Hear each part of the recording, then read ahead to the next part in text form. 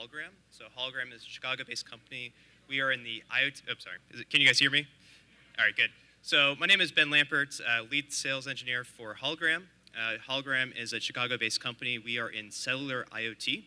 So our mission is to provide ubiquitous connectivity for the Internet of Things. So to do that, we partner with 500 plus cellular carriers around the world, and we give you this. So this is a hologram SIM card. It's a global SIM card. Put in your device, and you get connectivity wherever you go. So you can imagine a situation where you're in asset tracking, you have a crate of something that you want to track. Anywhere in the world, if there's a cellular network available, we can get you connected. So that's what we do. We also offer hardware and cloud offerings for IoT. A little bit about our relationship with mHUB. So I've actually, it's kind of deja vu because I was here last year for the kickoff, so it's really cool to see how things have grown. Hologram has 30 people in the Chicago area.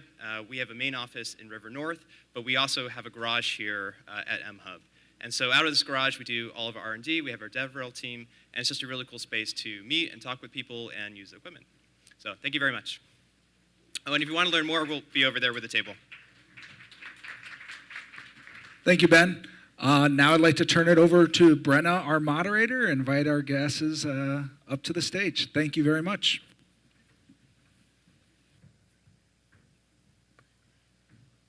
All right. Good morning, everyone. Are we getting sound in the back? All right, good. I see some nodding. Excellent. All right, good morning. My name is Brenna Berman. I'm the Executive Director of the City Tech Collaborative, which is an IoT infrastructure lab up at UI Labs on Goose Island.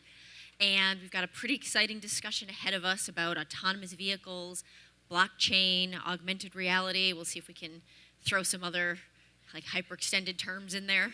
I'm sure we'll be able to do it. And I've got a really exciting panel. Super excited to hear what they have to say, and these are all folks that I actually get to work with now and again. And rather than try and introduce them, because I will leave something out, I'm gonna ask each one of the panel members to tell us who they are, tell us what they do, and also tell us a little bit about the main challenge related to autonomous vehicles that they're focused on at the moment. So Monali, Shah, I'm gonna ask you to go first. Thank you so much. So my name is Monali Shah, and I work for a company called Here Technologies, and I'm the Director of Intelligent Transportation. So what we do as a company, we are a location data company. So we created the first digital maps nearly 30 years ago for navigation purposes. And at that time, or actually when I started, I've been with the company for about 15 years. Most of us didn't even have access to navigation. Of course, now we all have it in our pockets. And so what we do is we map the roads and we look at what's the kind of data that's required for the next level of what's happening, right? So right now it's us as people who are navigating the world and the roads. And then the next generation of driving is going to be with autonomous vehicles. So what's the data that's required for an autonomous vehicle to understand where it is on the road and how to move through the road network? And so we're creating the next generation of high definition mapping and other kinds of real-time data. And so when you think of the challenges that lie ahead as we move into this world, there's several things that we're working on. One is that the data has to be a lot fresher, right? So for us today, we can interpret things and we can make sense out of things using our own sensing abilities. But when we're delivering information to a machine, the information needs to be in a different format and it needs to be fresher, more accurate. So it's a lot of the things that we do today, but it's kind of amped up to a new level. And so the way that we are designing our maps, you can think of it more as a living map and a self-healing map where it's not just us going out and mapping the roads, but there's all kinds of sensors that provide input and help update this map to deliver real-time information to the vehicle so that it knows where am I in the world, where am I, which lane am I in, what road am I on, what part of the road. Is there a lane closure ahead? Do I need to change lanes? Is there an accident? So there's all kinds of dynamic information. And so our role related to autonomous vehicles is really acting as another sensor for the vehicle and making sense of the world around us. Roman, why don't we go over to you? Good morning, Roman Kuropas. I founded and am running as a CEO Innova EV. We are a new mobility as a service provider, and we're focused on providing zero emission, first and last mile mobility. Now, with a show of hands, does everyone know what first and last mile mobility is? Okay, first and last mile mobility, for the ones that don't, is truly that 1 mile, 2 mile, 3 mile range from your house to the train station or from train station to work. And it's been a very big problem for transit to address those needs, to have buses get to your house or get the bus from exactly the train station to your door front in your office building. And I think all of us can also attest to having the challenges living in the city of parking and congestion. So we focused on that problem and to solve that problem in the best way we possibly can. So we have our own 2-seat electric vehicle. It's actually out front of the building if you want to come see it. Alfa Romeo had designed it and manufactured that vehicle, and we had acquired it a few years ago. We brought that vehicle here to Chicago. We're headquartered out in the suburbs, but are here in mHUB.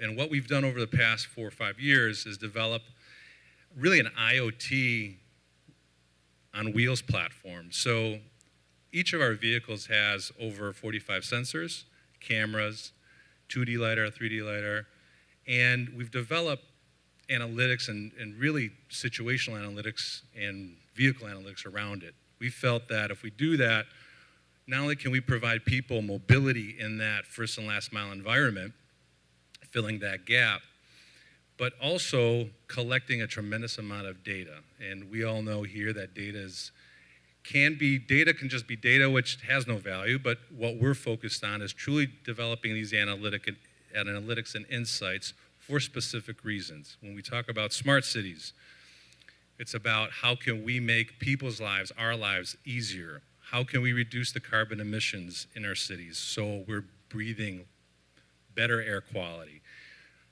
And the only way to do that is to collect that data. So I could sit here and talk a ton about data, but where we're working right now is in Bronzeville. We really are focused on addressing the underserved communities, the veterans, and also the paratransit folks who need access. So there are a lot of food, transit, and pharmacy deserts out there in this country, let alone Chicago, and we're really looking to attack that problem with our solution. AV. Our modes, the way we developed our service is predicated on a car sharing, on demand, where we hire people from whether college universities or in underserved communities to drive our vehicles, to take people to the grocery store, to the pharmacies, to transit. And then the third mode is autonomous. So we were blessed to be part of the Smart City Challenge win in Columbus, where our vehicles today are being tested with the Ohio State University. We're driving level 4 autonomous and will be released into the Columbus Smart City Challenge to provide mobility and access for underserved communities.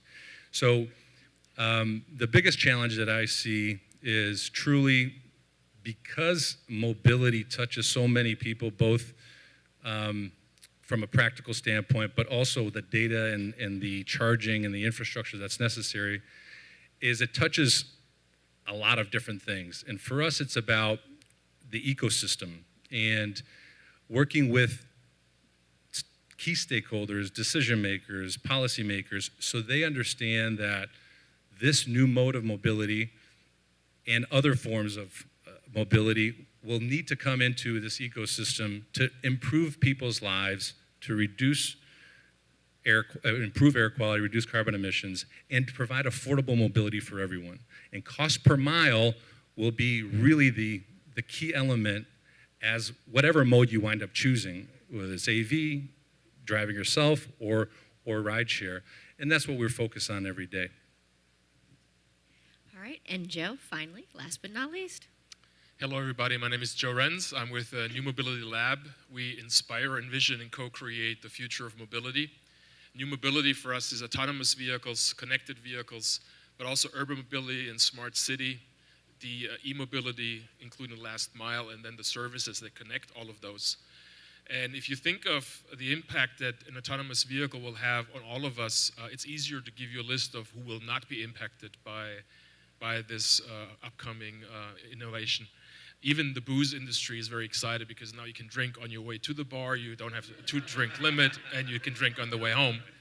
And so it's a huge opportunity for all of us, but we already heard the freshness of the data, what are we doing with all the data, and this is where distributed ledger technology, aka blockchain, is coming into the picture. We do believe at New Mobility Lab that distributed ledger technology is this missing link, that true enabler to artificial intelligence, to the Internet of Things, which the car is the ultimate IoT device, but also to some of the other promises that are coming out. And the challenge to Brenna's question that we all have to answer is, if data is the new oil, then who owns the data? Whose data is it? And in our opinion, we should all own our own data, and we'll hopefully get to this point in the not too distant future, because there's huge, forget monetization for a second, the mayor talks about inclusive economic growth here in Chicago as being one of the top priorities of the top 40 cities in the world. And going back to Roman's idea of a monetarily free rideshare service somewhere in Chicago in exchange for your data, that's a very, very significant value proposition to the underserved communities where I don't have a car because I have a job, I don't have a job because I don't have a car. We can really address some of those problems, address the emissions, et cetera, et cetera. So huge opportunity. Great. So I have a couple of questions for the panel to kind of delve into some of these issues. So we'll get into those, and then we'll have time for some of you to ask questions of the panel as well. And Roman, I'm actually going to ask you to start and pick up on an element that Joe picked up on in his introduction, which is, as you're addressing this last mile or first and last mile challenge, how do you understand the needs and challenges of underserved communities who are often the ones most faced by this last mile challenge? Right. So access, equity, just people trying to improve their lives or families' lives is really what it comes down to. And I think that when you look at whether it's Lincoln Park or Bronzeville or Englewood, people need to get to where they need to get to. And unfortunately, transit has its challenges to address everyone's needs. So it's about this ecosystem that we're talking about, whether it's bikes or our vehicles or Uber, Lyft, that has to be affordable, that people can depend on in an on-demand environment where they can get from home to the transit hub, and then from the transit hub to work in a seamless commute, right? Where it's affordable for them, so they also have the opportunity to make it on time. What a lot of hourly workers, if you're late 3 times, you're fired. And that's an issue. And sometimes it's not the people's fault. It's the transit's fault. We all know how trains run, buses run. There's always an error of margin. But for people who work in hourly jobs, it's a challenge. So Secretary Fox and Michael Daly, who we're really happy to have him on our team, they worked about every place counts. And that's, I was humbled enough to be a part of that Secretary Fox program, where it's, if we can improve the people's lives by giving them access, it gives them purpose, it gives their family life a better life, it gives them hope, it gives them opportunity, and it also addresses the transit, food, pharmacy deserts that are around. I'll tell you that CNT did a report. Cook County has over 400,000 people that live in transit deserts. Now just think, if you took 1% of those people, and you were able to provide rides for those folks, what would that do for them, for their families, for the community? And it's all about access. And I think that it's upon, stakeholders, leaders in the community, and people who really want to help. It's about giving people options and options to access. And I'm committed to it. Our company's committed to it. And we will define success by how many people's lives that we're improving. And we're doing that today. We've got people that come out to Itasca from the train station here, and they used to drive an hour and a half and sit in their car and have to look at the bumper in front of them. And now, they're from their house, they take the L, they walk to the L to the train station to Itasca, and then we drive them 2 miles to their workplace. They're saving money, carbon emissions, single occupant vehicles, and they're in work in their office in 50 minutes instead of an hour and a half. So that's just another, on the other side of the underserved, it's people just affecting people in a positive way.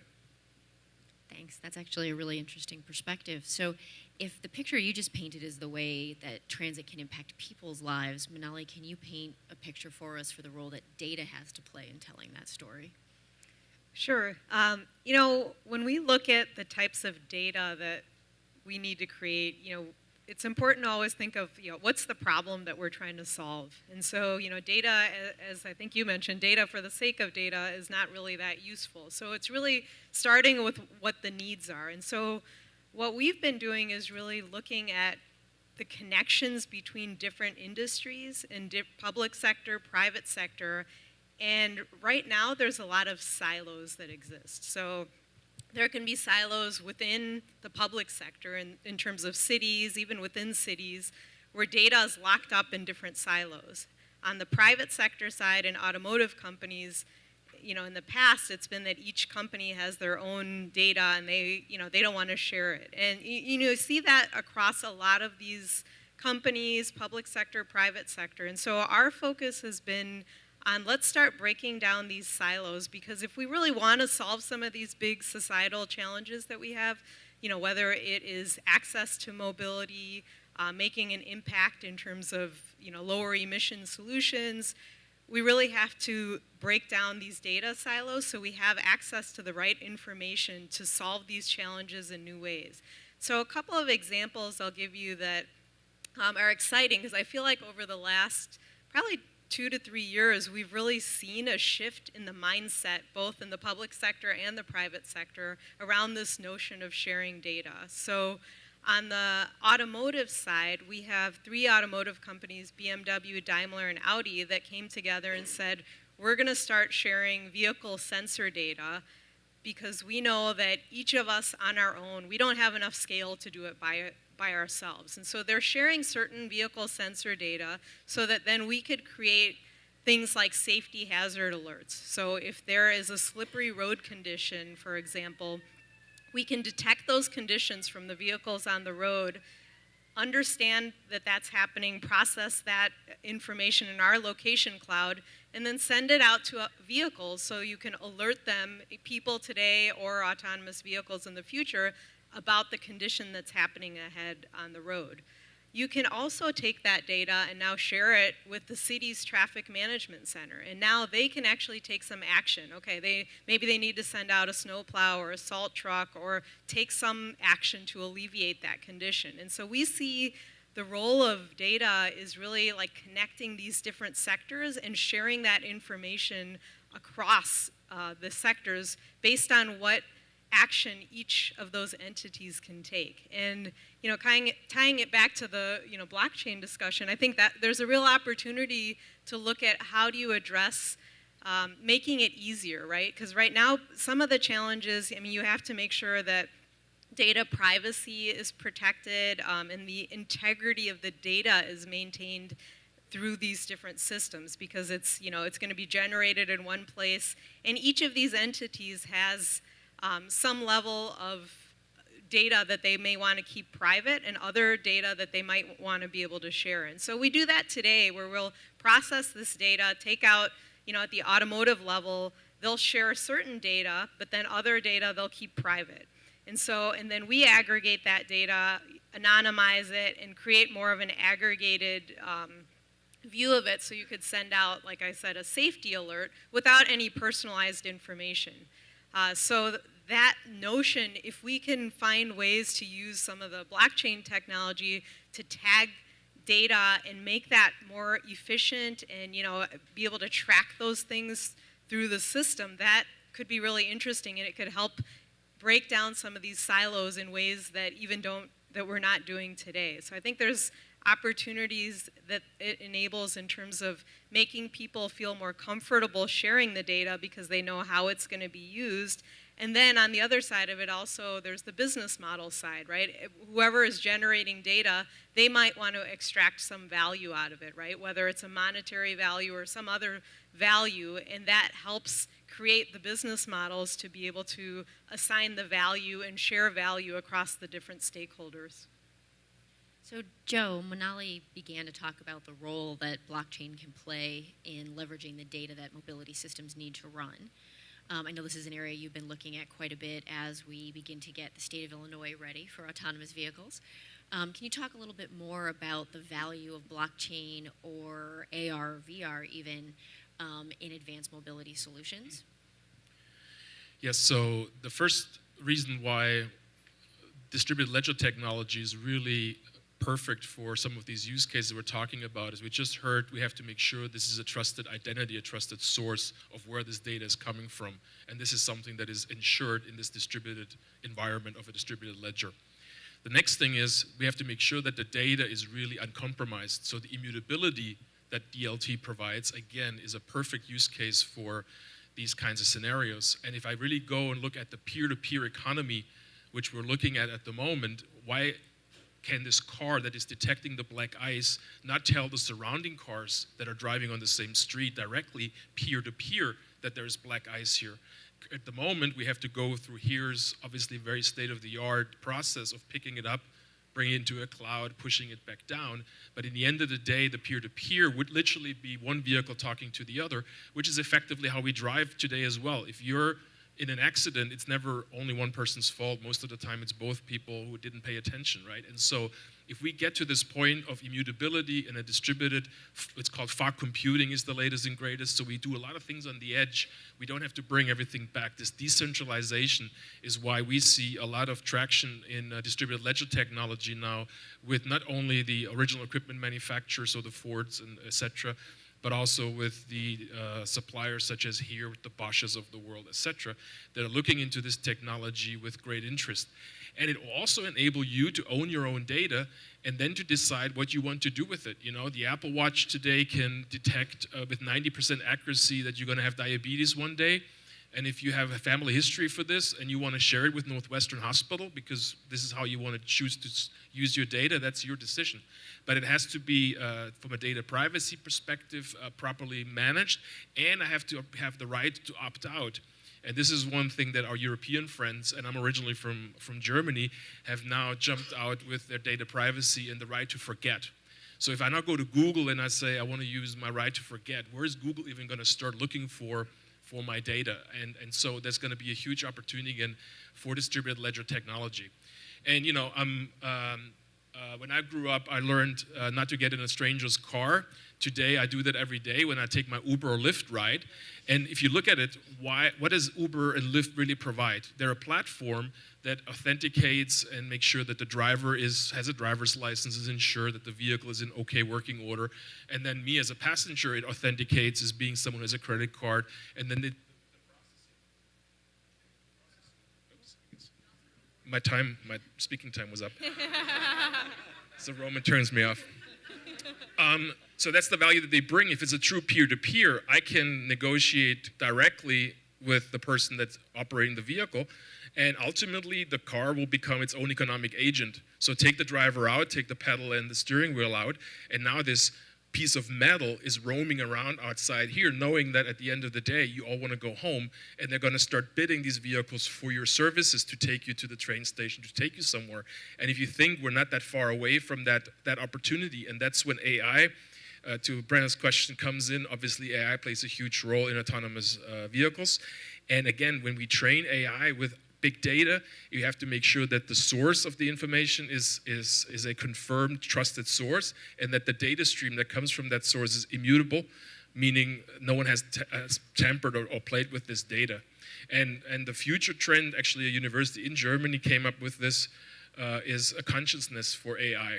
Because one of the biggest problems is the trolley problem, which means is the autonomous vehicle, or should the autonomous vehicle be allowed to kill its driver?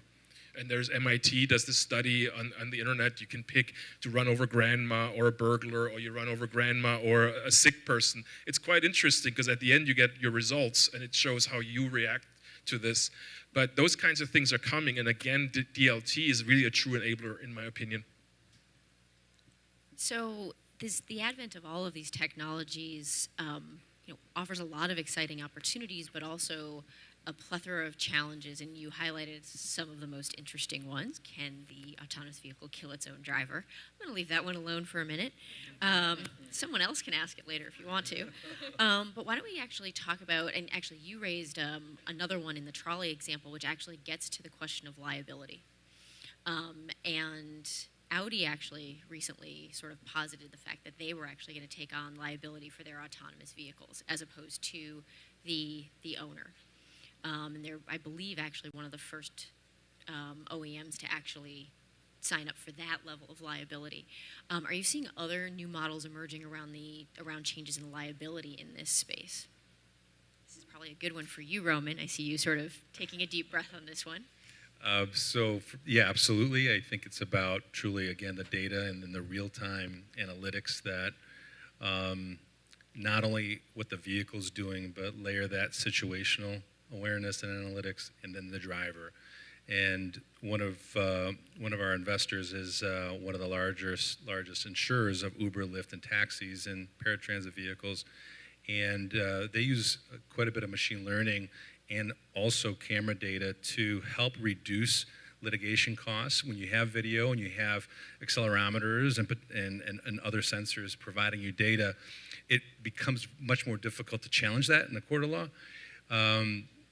From our perspective, we will always continue to leverage IoT and data and analytics to make sure that we protect ourselves. So liability is very important, but it's about all the pieces around the device that will be key. And we're not in any hurry up mode to drive level 5 autonomous. We truly believe that in everything, our philosophy is crawl, walk, run. And crawl is level 4 today in Columbus, where we have PhD students that are behind the wheel. The car is driving completely autonomously. But if there is a situation, there's an override capability, and you move on. And for the unforeseeable future, that makes me sleep good at night. And from our standpoint, there's no reason to risk, or we're not a Google, we're not an Audi. We'll walk into this, and we'll make sure all the stakeholders, insurance companies, cities, municipalities, our customers feel comfortable with it before we even consider anything beyond level 4. So you highlighted the different roles that both like insurance companies and even the car owners themselves, car manufacturers are taking on. You mentioned government in there, in cities and municipalities. It's something I think that certainly you and I have talked about in the work we do together around the different role that governments are playing in the creation of new mobility systems in cities. Can you talk a little bit about that? Monali, why don't you start? But I know, Joe, you and I have worked on this too, the different role that government is playing as these new mobility systems rise. Yeah, sure. There's, we've gotten approached by a lot of government agencies, state transportation agencies, cities, and they say, like, okay, what should our role be in this? And they're excited about the prospects of these technologies to help reduce accidents and save lives, but they are asking, okay, what should we be doing on it? And so, one of the things that we say is, you don't have to go out and start changing your road infrastructure right away. It's going to take a long time. The fleet is going to be mixed for a long time, right? And so we say, really, like, think about what are the things that you're responsible as a government agency and on the data side that would actually help bring useful information to people today to make things safer, and then also in the future for the autonomous vehicles. And so we're working on a couple different things, and it goes along with that theme of breaking down the data silos, and we've seen that happening on the government agency side too, where a lot of government agencies are saying, okay, we want to make our data available, which is great, but then we also have to look at, okay, well, what's actually useful. And that's not always that easy. And I'll give you a really, kind of basic example. Many cities are doing construction projects and have work zones across their cities and states, and it creates a lot of complexity across all the different modes of transportation on the roads. It could affect transit. And that kind of information right now, even figuring out what lanes are closed and where work zones are happening, it's actually quite challenging. And so we have, here we have our operations center here in Chicago that monitors like all these different sources of data 24/7 to collect all this information. And we have people staffing this and looking at all this information and processing it and saying, okay, here's a work zone, here's a lane closure. And that's okay for today.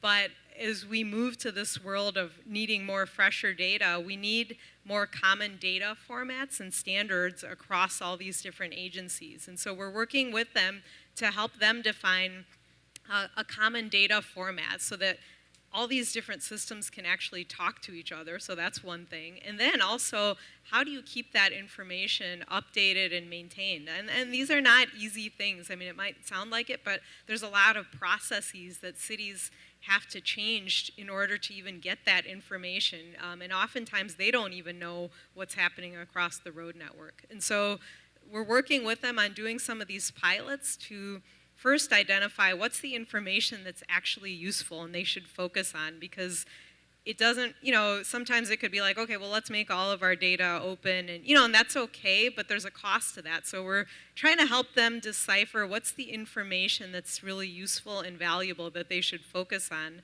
And that's the first step. And then we're actually doing pilots where we're testing out, the being able to generate that kind of information, distribute the information, get it to the right sources, and see what kind of impact does that have on people's decisions, whether it's somebody in a vehicle or it's somebody who's at a traffic management center who's operating the road network.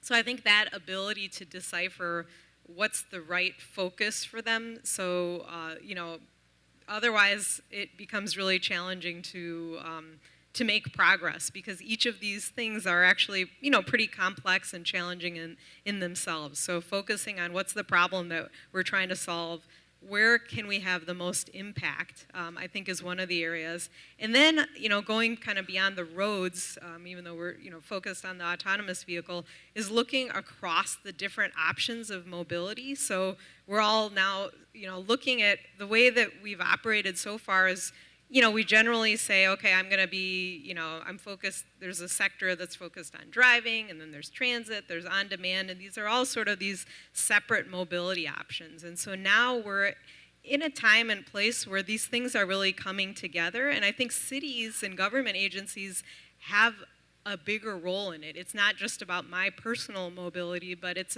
thinking through, how does this work as a system so we don't create problems, right? If we just leave it to its own devices and it's all based on each individual optimizing what's best for them, that could actually create a situation that's undesirable for everybody, right? You have, these vehicles going around, there's more congestion, right? So we have to start thinking about it from more of a systems perspective. And for cities, they have a role in this, right? Like where do they, one of the things that I think is interesting is even just how do you route vehicles and people around cities, right? So cities can have a bigger role in influencing where people are guided and routed, and even shifting people to different modes and providing incentives about, based on real-time data, real-time events that are happening, being able to shift between modes and get people on transit. Those kinds of roles, I think, are ones that probably didn't exist in the past as much. And I know City Tech did a nice pilot that you can probably talk about better than me, Brenna, but doing a little pilot to see how can you actually influence people's time of, when do they leave, when do they take the train? Can you actually influence that behavior? And I think through the pilot, with MasterCard and on the CTA, it was proven that you can actually influence people's choices by giving them information, even maybe not even necessarily that you have to give them some reward, but even just giving them information that will help guide their choices. And so I think these are roles that cities can play that are opportunities that didn't exist in the past.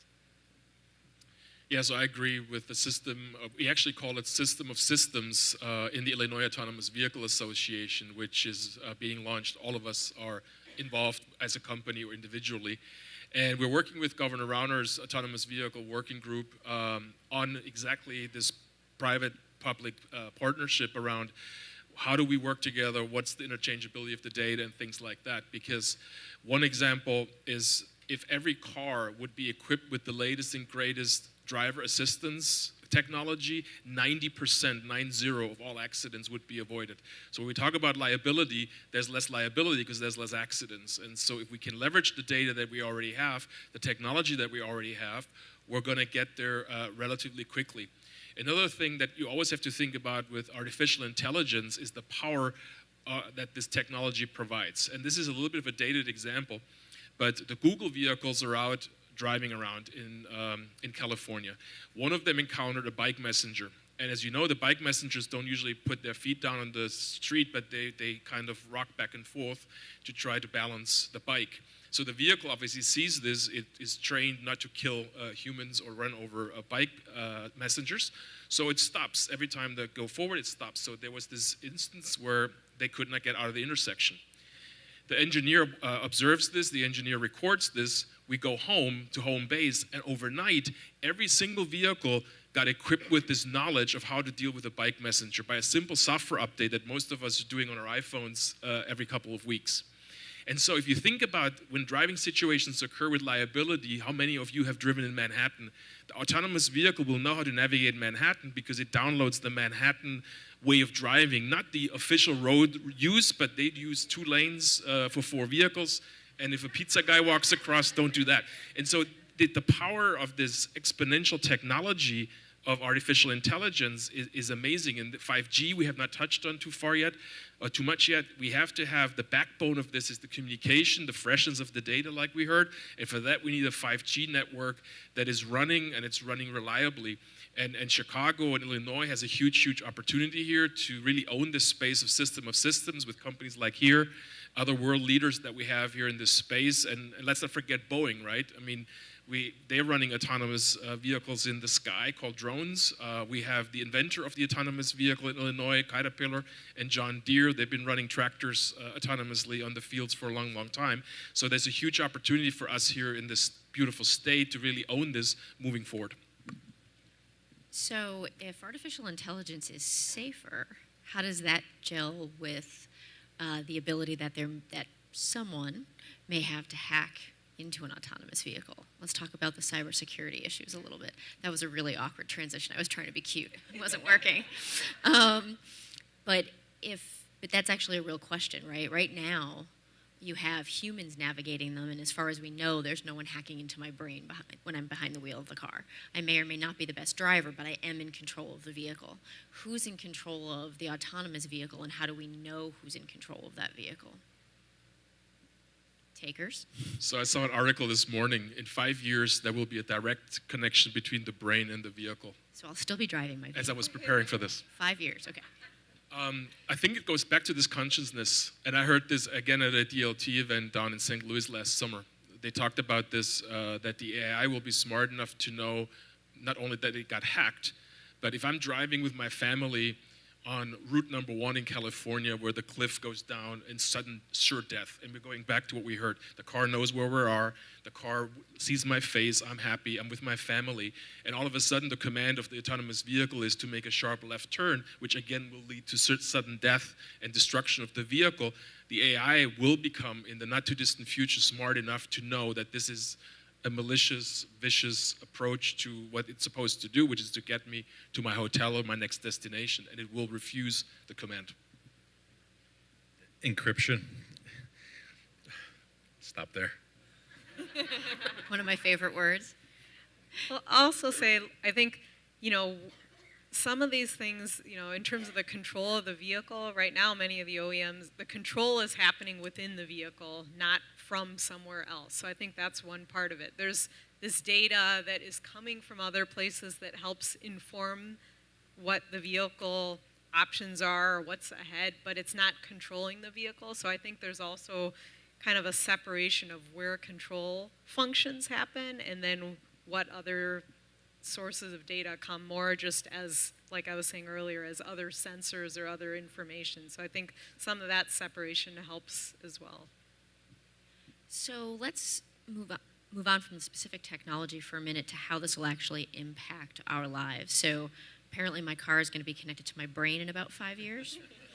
It still means I'm driving it. You may not want that. I've not actually driven a car in close to 15 years, so I may be the reason you want an autonomous vehicle. But how long will it be before fully autonomous vehicles are regularly traversing our streets? What will that transition look like? And what do we think the ownership models are like? I mean, right now we have predominantly individual ownership of cars, right? We've seen the advent of ride shares and general acceptance of them at certain generational levels, right? So how long do we think this will take? What do you think the transition looks like? And what are the ownership models like? The shared economy, Uber, Lyft, Via has done a great job of educating us how powerful and convenient, I think convenience is the key word, how it affects our lives. The shared economy is not going away, I think, especially with the millennials, and you look at people seeing that the cost of ownership of a vehicle today is pretty expensive relative to everything else that you're paying for. It's your mortgage and your car payment and insurance, typically.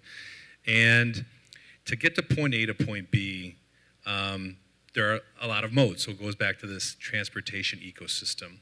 And I think it's upon cities, transit agencies, to be very open to try new forms of mobility that are in a shared environment to reduce single occupant vehicles. Number one, huge congestion issue. Number two, parking. Three, I think there's a sustainability angle or the environment that we have to think about.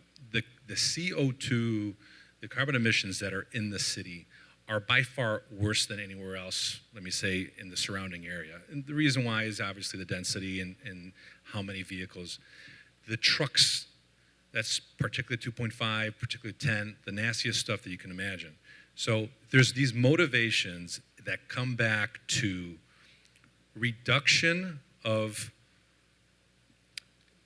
increasing the amount of shared use mobility with multiple modes that are environmentally friendly, that are affordable, and are being somehow subsidized by some whether it's data or media or what have you, to keep affordability so everybody can use it, whether it's the underserved community or somebody, that's a multimillionaire. So it has to be really ubiquitous.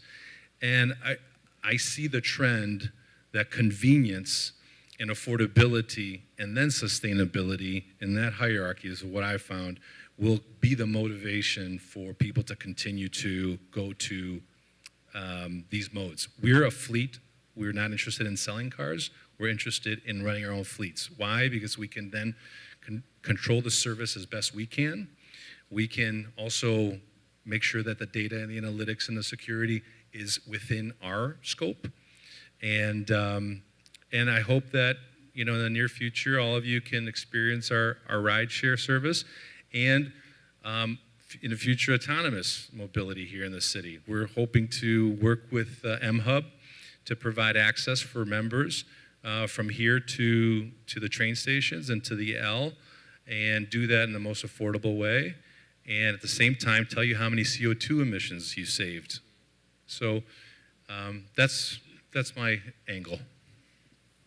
I'll share a little story, but I have a son who's 14 now, but a few years ago we were in the car one day, and he knows I work in this area, so he says to me, Mama, am I going to be able to drive someday? And I told him, yeah, when you'll get your license, you'll learn how to drive. And then he said, no, but will they all be self-driving cars by then? And it was funny because he was concerned that he wouldn't get a chance to drive. And so I think, we have to kind of keep in mind that, the reality of us as people, there's a lot of different reasons that people will choose or not choose to adopt this technology. And so I think it's going to be a mixed fleet for a long time because there's people who like to drive, there's certain people who are not going to necessarily trust the technology, then there are going to be other people who are like, yes, welcome it, like me, I don't want to have to drive. So I think the way that I see it is there's kind of two paths of how the technology will get adopted. One is that it's already happening in vehicles today. More and more safety features keep getting integrated that take over certain functions and enhance safety, and that's already happening and has been happening for a number of years with adaptive cruise control and all kinds of lane keeping and these types of functions. And then I think there's these other areas like that you've talked about with the targeted first and last mile, or maybe some fixed routes where it's easier to implement the technology and it serves a certain purpose. And so I think initially those are the two paths that we see happening versus, it's kind of going to just overtake all of the ways that, we all choose our transportation. So those are the two paths that we tend to think that, that will happen for the next probably decade. In our opinion, the car will take the course of the horse. There was a time when everyone had one who could afford one, and we still have horses today, and people ride them for pleasure and fun. And if your son wants to ever drive the car, he can drive it. He can drive it on the track. But they will go away. And when they're going to go away, they're going away already. There's autonomous trucks that are running on our streets already.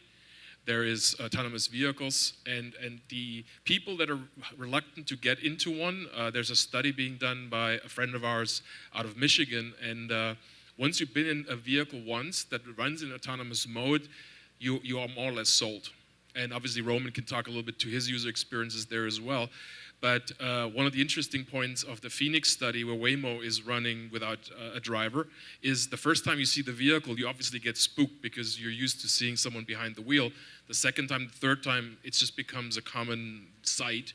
And I compare a little bit to how bikes got introduced to the city of Chicago. I came here in '89 for the first time, and no one who wanted to live ever rode a bike on the street. And these days, there's bikes everywhere. I mean, it's just, you have to get used to it, and you adapt. And so I think the other thing, when these vehicles come, all of us have hopefully flown on an airplane. They're all autonomous vehicles too.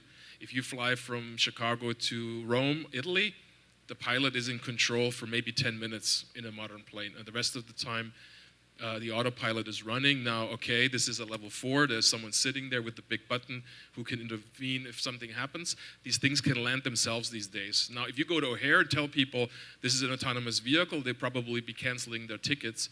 So there's an awareness question too, and this awareness will come in cars as well with the help of people like Innova and Roman. So now we have a little bit of time for some questions, and we have one ready to go right there in the middle.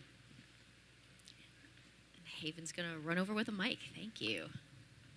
Thank you very much. Yeah, I take exception to what you just said. I'm sorry. I work for a company that builds single-occupant cars. It's 39 inches wide.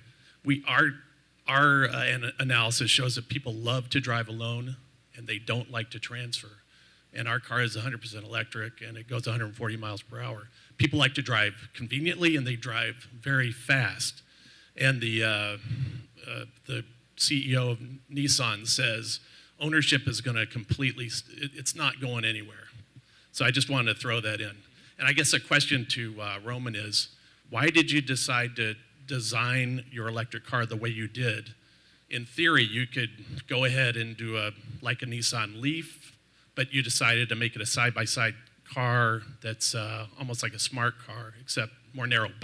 And my follow-up question to that is, how do you get safety certified? Our car is kit car certified, not highway certified. Alfa Romeo designed that vehicle and manufactured the vehicle for specific purposes in Europe for people who live in cities in southern part of Europe that want to go from point A to point B. And their thought was electric because of emissions, compact size, so that parking is optimized. You could fit nose in 3 of our cars in a traditional parking lot, 2 if it's behind one another. And obviously these short commutes. So We didn't design the car. We have engineers that have taken what that vehicle originally was and have improved it with lithium-ion battery technology, with better motors, with more sensors. And it was a starting point for us. As much as we needed a device, it's a low-speed and medium-speed vehicle, so the top speed, you can't go faster than 35 miles per hour. So it's a niche vehicle for niche applications. So we're never going to jump on the highway. But we use that platform, and our engineers use that platform to develop on the CAN bus, on the system, all these different sensors, and to put the telematics gateway on board and to have a connected vehicle. So our intent was always to have a shared vehicle that we can extract a tremendous amount of data from. So that was our philosophy and continues to be. The last part of your question, I think, was the Nissan Leaf. We have now brought on Nissan Leafs into our fleet because we're a mobility service. Yes, we do have one of our own cars. And that suits, I will pick you up at your house and take you to the train station. A Leaf will take the people in your row, or 3 or 4 people in your row, from the train station to the same building, or from the building to the train station. And now we will be bringing on a 7-passenger EV bus, van, and an 11-person low-speed autonomous shuttle, very similar to Navia, later this year with a partner that we'll be rolling out. So our vision is to take from one to wherever you want to go. We'll take you within that 3-mile geofence, to taking 11 to 12 of you to a specific destination, always in that first and last mile environment. So we needed to develop the platform, the gateway, all of the analytic tools, the cloud environment, the edge processing. We needed to do that, and we need to do that in our own vehicle since we own it. Now we can use that same platform across every vehicle that we incorporate into our vehicle. Is yours electric? If it's electric, we'll incorporate that too. Good question. All right, we have another gentleman right there. Yes, I hear a lot of buzzword and AI, blockchain, DLT, 5G, and break down silos for data, make sure data not tampered. I mean, if you guys can give us an example of a system existing already, which is utilizing the technologies and how they interact with each other, so we understand how they play a role, each piece of the technology play a role in the system. Or if there are no such a system now, you can, picture something in the future for us, so we can understand the technology better. Fully implemented example. Seems like Monali's got Well, one. I can give you an example. I mean, it doesn't incorporate everything, but I'll give you an example with GPS probe data. So what we do today is we collect GPS probe data that comes from a number of different sources: mobile devices, connected vehicles, sensors. And we're taking that data in from all these different sources, and then we're processing that to generate real-time traffic conditions. So this is just one example, but it gets to several of the concepts that we've talked about. One is we're getting it from multiple different types of data sources, and then we have to anonymize that data, protect the integrity of the data, process the data into something very tangible, like what's the speed on every segment of the road.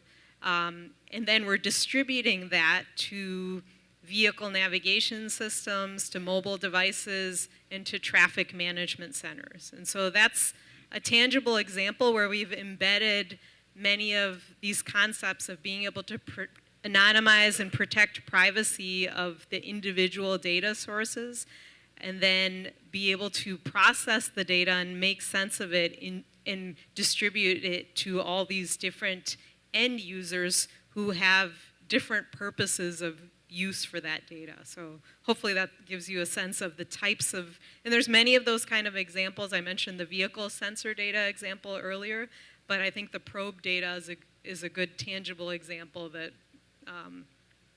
has been around, and we've been doing that for about a decade. And distributed ledger technology in general is in the proof of concept stage. That doesn't mean that no one is working on it. As a matter of fact, I can say that most of the AV companies that are playing in this space, large and small, are looking into the technologies. And one example that I can use is 2 weeks ago at the Bosch Connected World in Berlin, the chief data officer for the VW group, his name is Jungwirth, talked about using IOTA technology for a digital twin. So they have a vehicle that has a digital twin, and the technology is in lab environments working.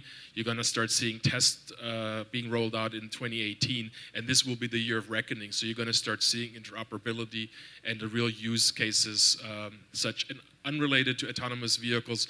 The state of Illinois ran a pilot around land title transfers. So there is a lot of activity, and there's a couple of folks here in the audience too that can share a little bit, Dave and Joe and others. So it is happening, and people are looking at it very, very closely. All right, we got one last question. I'm involved in a new joint venture to develop both cargo and passenger drones. How do you see the future of flying cars in the mix? That's definitely going to happen, in my opinion. The FAA, now I'm not an expert on drones, but the FAA seems to be warming up. I know that Boeing has stepped in. I know that Uber and the others are working on programs. It seems like a very, very hot area. So congratulations on your business there. So the question that I have as it relates to it is location-wise and safety, right? So with autonomous vehicles, it's the same challenge, right? You got to find places where you're going to test this, that it will be safe, and that if there is a mistake, which there always is, and Google has proven it, Uber has proven it, that there's not a very large consequence that can basically torch the whole idea or the whole concept. So that's, again, comes down to picking the right stakeholders and partners and doing it in the most safe and deliberate way. I'll just add maybe that we're actually working to map that 3D space now. So we have the road network, and now we're going into the airspace because, to navigate the airways and be able to safely operate, that's going to be a necessity. And so we're working with drone companies to do that kind of mapping of the 3D space. And I'll only say that the world is flat. So if we think Chicago or Illinois or the United States, they're doing it in Dubai. There's flying taxis there. Airbus is going to test with their a cubed venture in California. So we have to be careful that we're not losing the opportunity that this provides by having too many regulations. All right.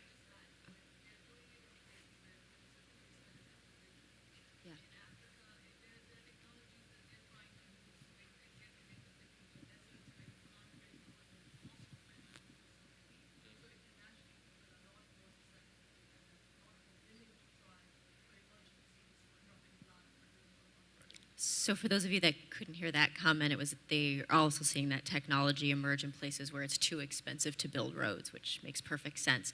All right, that's all the time that we have. Please join me in thanking our three wonderful panelists.